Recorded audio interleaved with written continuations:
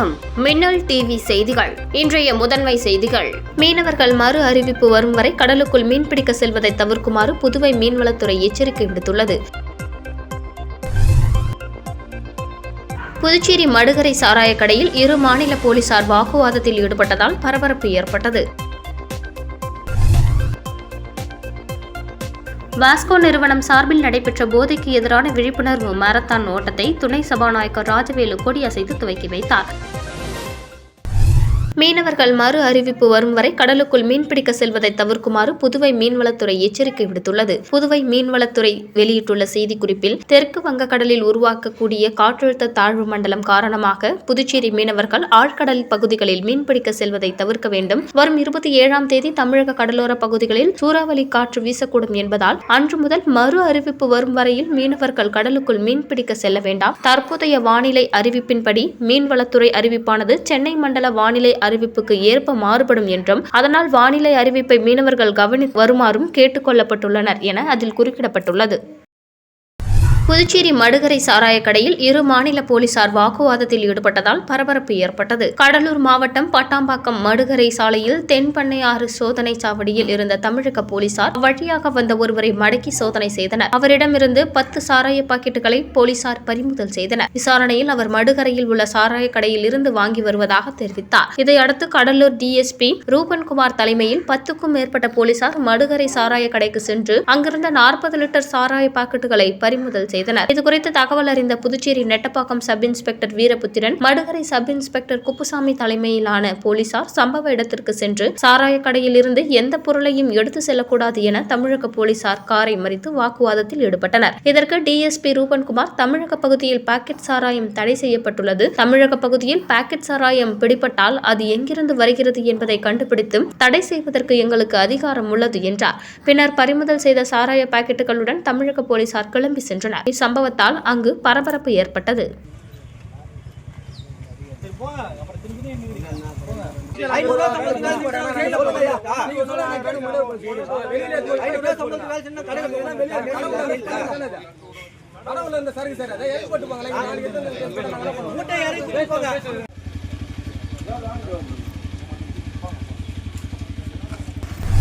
வாஸ்கோ நிறுவனம் சார்பில் நடைபெற்ற போதைக்கு எதிரான விழிப்புணர்வு மாரத்தான் ஓட்டத்தை துணை சபாநாயகர் ராஜவேலு கொடியசைத்து துவக்கி வைத்தார். புதுச்சேரியில் இயங்கி வரும் வாஸ்கோ நிறுவனம் மற்றும் டெக்கத்லான் உடன் இணைந்து போதைக்கு எதிரான 2ஆம் ஆண்டு விழிப்புணர்வு மாரத்தான் ஓட்டம் புதுச்சேரி கடற்கரை காந்தி சிலை அருகே நடைபெற்றது. இதில் துணை சபாநாயகர் ராஜவேலு சிறப்பு விருந்தினராக கலந்து கொண்டு கொடியசைத்து மாரத்தான் ஓட்டத்தை துவக்கி வைத்தார். இந்த விழிப்புணர்வு ஓட்டத்தில் அனைத்து வயதினர்களும் மற்றும் மாற்றுத்திறனாளிகளும் ஆர்வத்தோடு கலந்து கொண்டனர். பல்வேறு பிரிவுகளில் வெற்றி பெற்றவர்களுக்கு ரொக்க பரிசுகள், நினைவு பரிசுகள் வழங்கப்பட்டது. மேலும் இந்த நிகழ்ச்சியில் சிறப்பு அழைப்பாளராக டாக்டர் திருக்குறள் அறிவு, விஐபிக்கள், தொழிலதிபர்கள், முக்கிய பிரமுகர்கள் மற்றும் தன்னார்வலர்களும் கலந்து கொண்டு சிறப்பித்தனர். இந்த நிகழ்ச்சிக்கான அனைத்து ஏற்பாடுகளையும் வாஸ்கோ மற்றும் டெக்கத்லான் நிறுவன ஊழியர்கள் சிறப்பாக செய்திருந்தனர் என்பதும் குறிப்பிடத்தக்கது.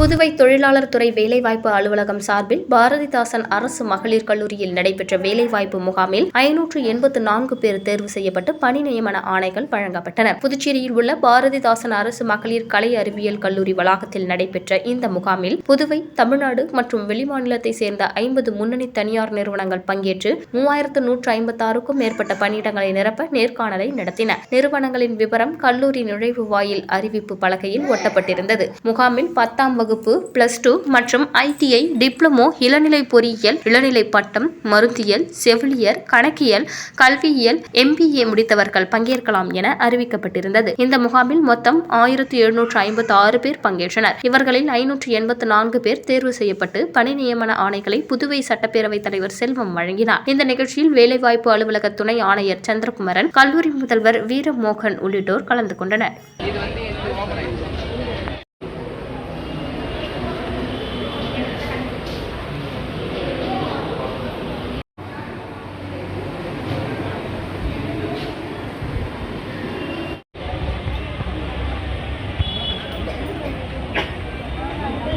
புதுச்சேரி கணக்கன் ஏரி அருகே கஞ்சா விற்பனையில் ஈடுபட்ட 2 இளைஞர்களை கைது செய்த போலீசார் இவர்களிடம் இருந்து கஞ்சா பொட்டலங்களை பறிமுதல் செய்தனர். புதுச்சேரி கோரிமேடு காவல் நிலைய எல்லைக்கு உட்பட்ட கணக்கன் ஏரி சாலை அருகே இளைஞர்கள் சிலர் அப்பகுதியில் உள்ள சிறுவர்கள் மற்றும் பொதுமக்களுக்கு கஞ்சா விற்பனையில் ஈடுபட்டு வருவதாக போலீசாருக்கு ரகசிய தகவல் கிடைத்தது. தகவல் அறிந்த சப் இன்ஸ்பெக்டர் ரமேஷ் தலைமையிலான போலீசார் சம்பவ இடத்திற்கு விரைந்து சென்றனர். அப்போது மர்ம நபர்கள் 2 பேர் போலீசாரை கண்டதும் தப்பி செல்ல முயன்றனர். அவர்களை போலீசார் மடக்கி பிடித்து சோதனை செய்தனர். அப்போது அவர்களிடம் 135 கிராம் கஞ்சா வைத்திருந்தது தெரியவந்தது. இதனை அடுத்து போலீசார் அவர்களை கைது செய்து காவல் நிலையத்திற்கு அழைத்து சென்று விசாரணை நடத்தினர்.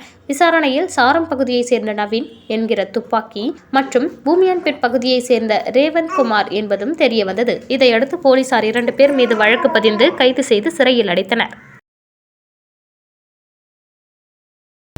புதுச்சேரி அரசின் நிதிநிலை சுகாதார சேவைகள் மீதான தணிக்கை சட்டசபையில் சமர்ப்பிக்கப்பட உள்ளது. புதுச்சேரி அரசு துறைகள் மீதான இந்திய கணக்காய்வு மற்றும் தணிக்கை துறை தலைவரின் அறிக்கை சட்டசபையில் வைக்கப்பட்டு கவர்னருக்கு கட்டாயம் அனுப்பப்படுகின்றது. இது மட்டுமின்றி எம்எல்ஏக்களின் கவனத்திற்காகவும் வழங்கப்படுகின்றது. அதன்படி மார்ச் 2022 முடிவடைந்த ஆண்டிற்கான பொது சுகாதார உட்கட்டமைப்பு மற்றும் சுகாதார சேவைகளின் மேலாண்மை குறித்த செயல்திறன் தணிக்கை அறிக்கை வைப்பதற்காக யூனியன் பிரதேச அரசாங்கத்திற்கு நேற்று அனுப்பப்பட்டது. இதேபோல் மார்ச் 2023 முடிவடைந்த ஆண்டிற்கான புதுச்சேரி யூனியன் பிரதேச அரசின் நிதி தணிக்கை அறிக்கை சட்டசபையில் வைக்க அனுப்பப்பட்டுள்ளது. இத்தகவலை மாநில முதன்மை கணக்காய தலைவர் ஆனந்த் தெரிவித்துள்ளார்.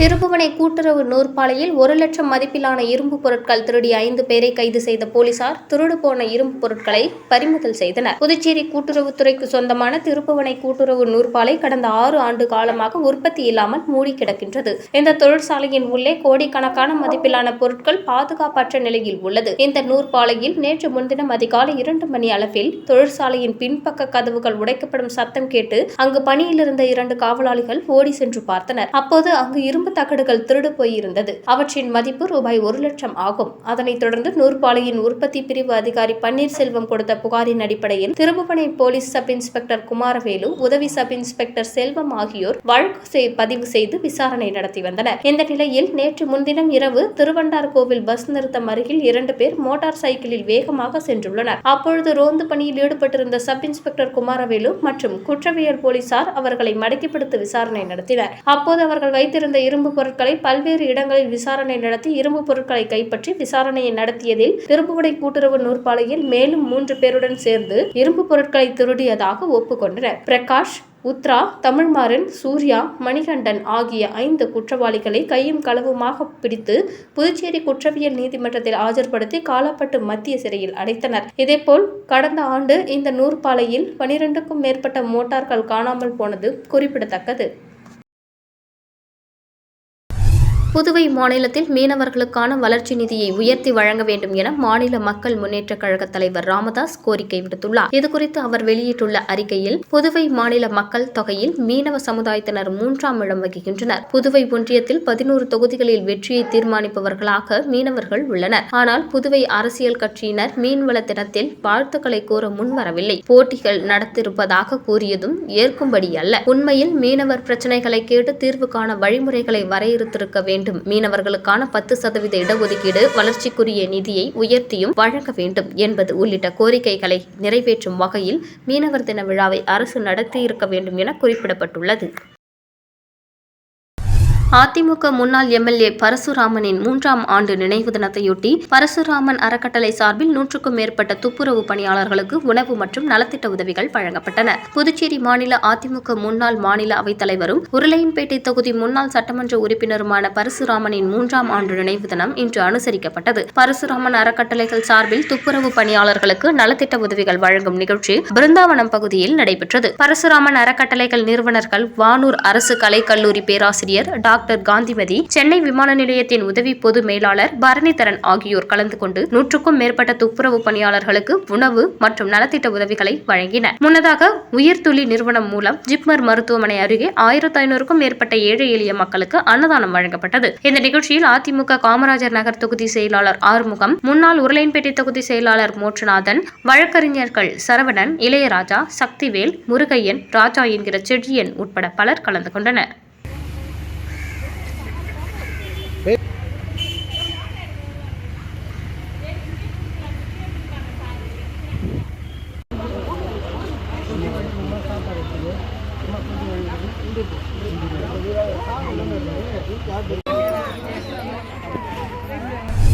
எழுத்தாளர் செந்தில் விஸ்வநாதன் எழுதிய யார் சொல்லக்கூடும் வாழ்வில் தேடல்களை என்ற நூலினை சபாநாயகர் செல்வம், அமைச்சர் நமச்சிவாயம் ஆகியோர் வெளியிட்டு சிறப்பித்தனர். எழுத்தாளர் செந்தில் விஸ்வநாதன் எழுதிய யார் சொல்லக்கூடும் வாழ்வின் தேடல்களை என்ற நூல் வெளியீட்டு விழா புதுவை தமிழ் சங்க வளாகத்தில் நடைபெற்றது. நூலாசிரியர் செந்தில் விஸ்வநாதன் தலைமையில் நடைபெற்ற விழாவில் சபாநாயகர் செல்வம், அமைச்சர் நமச்சிவாயம், ஆதிதிராவிடர் நலத்துறை இயக்குநர் இளங்கோவன் ஆகியோர் கலந்து கொண்டு நூலினை வெளியிட்டு வாழ்த்துரை வழங்கினார். இந்த நிகழ்ச்சியில் காஞ்சி முனிவர் கல்லூரி பேராசிரியர் முனைவர் கிருஷ்ணகுமார், தாகூர் கல்லூரி உளவியல் துறை தலைவர் முனைவர் ராமபிரபு, அறுபடை வீடு மருத்துவக் கல்லூரி துணை பதிவாளர் பெருமாள், மணக்குள விநாயகர் செவிலியர் கல்லூரி பேராசிரியர் ஆயி மற்றும் அரசு துறை உயரதிகாரிகள் மற்றும் பொதுமக்கள் பலர் கலந்து கொண்டனர்.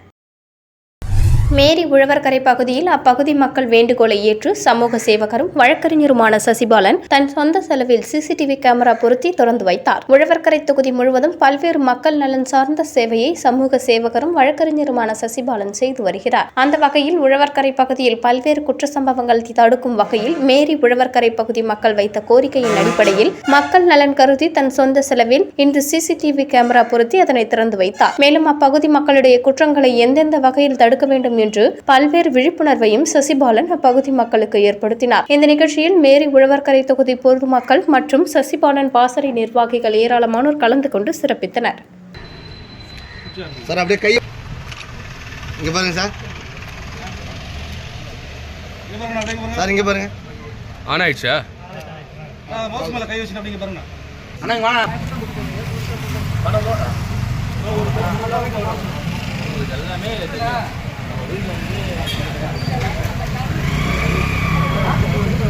காலபைரவர் ஜெயந்தியை முன்னிட்டு லாஸ்பேட்டை சிவசுப்பிரமணிய ஆலயத்தில் எழுந்தருளிய சிவகால பைரவர் ஆலயத்தில் சிறப்பு அபிஷேகம் மற்றும் தீபாராதனை நடைபெற்றது. சிவபெருமானின் 64 வடிவங்களில் முதன்மையான உக்கிரமான வடிவமாக காலபைரவர் கருதப்படுகிறார். காலபைரவரை வழிபாடு செய்தால் எதிரிகள் குறித்த பயம் விலகுவதோடு மனதைரியம் உண்டாகும் என்பது பக்தர்களின் நம்பிக்கை. கார்த்திகை மாதத்தில் வரும் தேய்பிரை அஷ்டமியில் காலபைரவர் அவதரித்ததாக சொல்லப்படுகிறது. இதனால் இந்த தினத்தை காலபைரவர் ஜெயந்தியாக கொண்டாடப்படுகின்றது. அதன்படி காலபைரவர் ஜெயந்தி இன்று கொண்டாடப்பட்டது. இதனையொட்டி புதுச்சேரி லாஸ்பேட்டை அருள்மிகு சிவசுப்பிரமணிய சுவாமி தேவஸ்தானத்தில் எழுந்தருளியுள்ள ஸ்ரீ சிவகால பைரவருக்கு 1008 சகஸ்ரநாம அர்ச்சனை நடைபெற்று சந்தனத்தால் அலங்கரிக்கப்பட்ட கால பைரவருக்கு சோடச தீபாராதனை மற்றும் மகா தீபாராதனை காட்டப்பட்டது. இதில் பக்தர்கள் பலரும் கலந்து கொண்டு கால பைரவரை வழிபட்டனர்.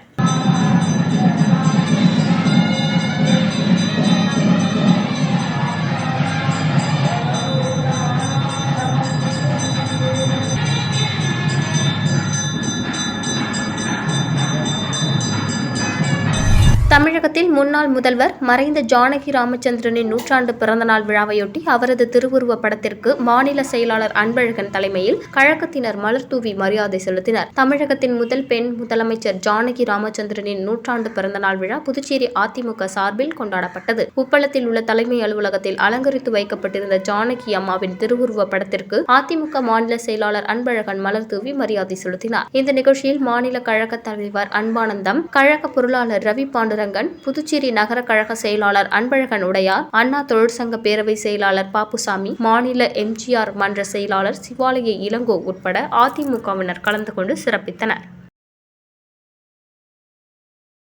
புதுச்சேரி திருக்காஞ்சி ஸ்ரீ கங்கை வராக நதீஸ்வரர் ஆலயத்தில் எழுந்தருளியுள்ள ஸ்ரீ கால பைரவருக்கு சிறப்பு அபிஷேகம் செய்யப்பட்டு மகா தீபாராதனை காட்டப்பட்டது. சிவபெருமானின் 64 வடிவங்களில் முதன்மையான உக்கிரமான வடிவமாக காலபைரவர் கருதப்படுகிறார். காலபைரவரை வழிபாடு செய்தால் எதிரிகள் குறித்த பயம் விலகுவதோடு மனதைரியம் உண்டாகும் என்பது பக்தர்களின் நம்பிக்கை. கார்த்திகை மாதத்தில் வரும் தேய்பிரை அஷ்டமியில் காலபைரவர் அவதரித்ததாக சொல்லப்படுகிறது. இதனால் இந்த தினத்தை காலபைரவர் ஜெயந்தியாக கொண்டாடப்பட்டு வருகிறது. இதனையடுத்து புதுச்சேரி திருக்காஞ்சி பகுதியில் அமைந்துள்ள ஸ்ரீ கங்கை வராக நதீஸ்வரர் ஆலயத்தில் எழுந்தருளியுள்ள ஸ்ரீ கால பைரவருக்கு அவரது ஜெயந்தியை முன்னிட்டு சிறப்பு அபிஷேகம், கலச பூஜை, பைரவ மகா மந்திரம் ஜபம், ஸ்ரீ குரு ருத்ர ஜபம், ஏகாதச ருத்ர ஹோமம் மற்றும் அபிஷேக ஆராதனைகள் மிக சிறப்பாக நடைபெற்றது. தொடர்ந்து மகா தீபாராதனை காட்டப்பட்டது.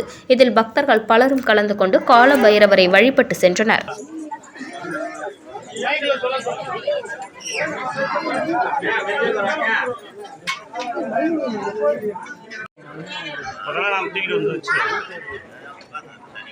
நாங்கள் எப்படி உள்ள போகிறோம்?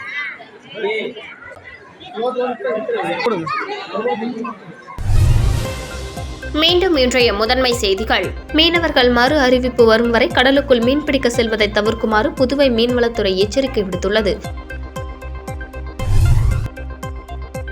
புதுச்சேரி மடுகரை சாராய கடையில் இரு மாநில போலீசார் வாக்குவாதத்தில் ஈடுபட்டதால் பரபரப்பு ஏற்பட்டது. வாஸ்கோ நிறுவனம் சார்பில் நடைபெற்ற போதைக்கு எதிரான விழிப்புணர்வு மாரத்தான் ஓட்டத்தை துணை சபாநாயகர் ராஜவேலு கொடியசைத்து துவக்கி வைத்தார். இத்துடன் மின்னல் டிவி செய்திகள் நிறைவு பெறுகின்றன. வணக்கம்.